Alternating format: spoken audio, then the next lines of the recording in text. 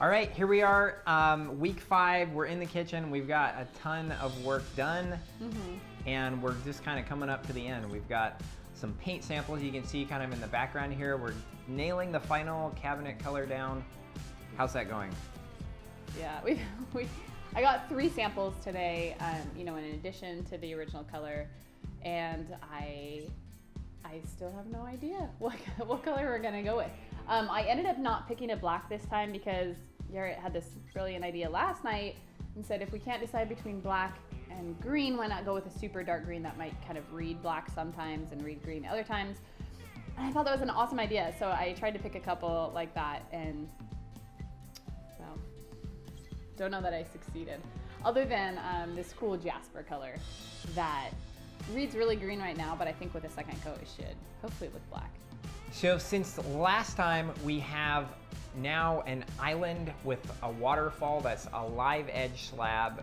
We found it at a salvage store in South Seattle called Earthwise, and we just kind of lucked out that they had the right length. We needed a long piece to get all the way from the ground on one side over the top of the island and down on the other. So the thing ended up being 12 feet long, and we used basically every inch of it. And we sanded it down, planed it to kind of get a level surface. There's a little bit of a crown in it, so we had a little bit of work to do to prep it, and now we're just kind of putting the finishing filler touches on it and sanding the corners, and we're gonna be finishing the top of it with some kind of penetrating kind of oil stain. We're thinking maybe tung oil or possibly a butcher block kind of waxy, oily stuff. So we're gonna be finishing that out. We have the countertops in, they're all set. The sink's in, faucet's in. The soffit's in too. You built the soffit in. Yeah. So everything is Which kind turned of. out really awesome, by the way. I really love the soffit. Yeah. Yeah, the soffit has like the repeated shaker detail at the top. So I think it's gonna look. The idea is that it looks like the cabinets go from floor to ceiling. It's gonna be all painted the same color and with the same detail. Hopefully you almost think like, oh, is that another cabinet? Or actually, hopefully you just don't even notice. Hopefully you're like, wow, what a beautiful wall of cabinets. And that's the goal. So we had some people send in pictures of things that they had done above their cabinets, and someone had put a shelf above it.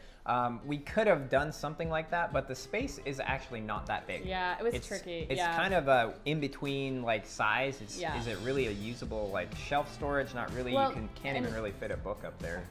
Yeah, and in general, I am not a fan of soffits. I just don't like to add like fake, things like that. But especially in this kitchen, it made sense because the cabinet height changes because there's a beam that runs right down the middle. So it was already kind of like the top of the cabinets changed. We had a great recommendation, like push these cabinets over here all the way to the ceiling and add a shelf below. And I totally would have done that. I think that would have actually been awesome for this kitchen. But Except again, that the heights would have been really funny. The heights are funny, and like the shelf depth would have literally been like 8 inches. Yeah, it so it's not. It's like a very kind but of. you might have been able to put like drinking glasses, cups or something. Yeah. So, but anyways, so it's in. We got it. Yeah, and it's awesome. I think good. it looks like probably the best it could possibly look. So I'm super happy with the soffit. Oh, we got a cool light in this week. My goal with the post that sits in the middle of the kitchen is to make the post look intentional and like a cool architectural feature instead of just some random post in the middle of the kitchen. And so we found this really cool light that like adjusts up and down. It's got a long bar, adjusts up and down and swivels so you can light anywhere on the island with it. It's got kind of an industrial vibe. It's very cool light. It's cool, yeah. One cool thing that Garrett tends to do in kitchens when he's building in cabinets is when he finds like a nook that's big enough, he'll build in basically an open shelf or like a open cabinet. So we've got a couple of those that he's built in this week, and we'll show you guys those in the reveal. But I think it's, they look good. They look fine, but I think really for functionality, they're awesome. They're awesome for like cookie sheets and cookbooks and, things that you've got that you don't have you'd have to waste a drawer for or something. So I love that you did that. Maximize the space in the kitchen. Major things still to do, obviously, are figure out the cabinet color for paint. Yeah. You got to paint the cabinets. Finish the butcher block. Finish the butcher block and put on the hardware. Yeah, and hardware. And the hardware, I'm still waiting. We've got these really cool, like they're just really small finger pulls. I would 100% use these if it's a black cabinet. The only problem is that they're small. So I think if it's a green cabinet, these are gonna look super dinky. But I think if it's a really dark cabinet and they blend in, it's gonna be cool. The other option is to go with a brass hardware. These were just at Lowe's. They're pretty simple, boxy poles. So these are an option, and I would use these both for the drawers and the cabinets. I like the idea of using these if we end up with a lighter cabinet, just because a little less contrast. Okay, so we have 1 week left, and actually that week, the last week of the ORC is really like a half week because you have to, you know, get done in time to stage it and photograph it, edit those photos, write a blog post.